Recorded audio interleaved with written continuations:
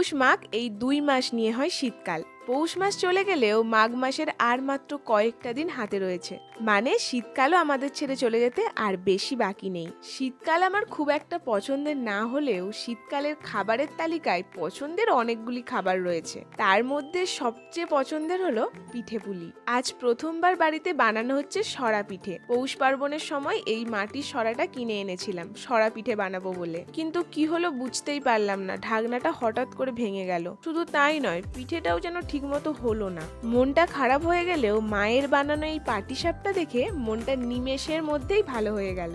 নারকেলের পুর দিয়ে পাটিসাপটা খেতে আমার তো দারুণ লাগে। ও মা, এদিকে শুধু পাটিসাপটা নয়, সরু চাগলি পিঠেও হয়েছে।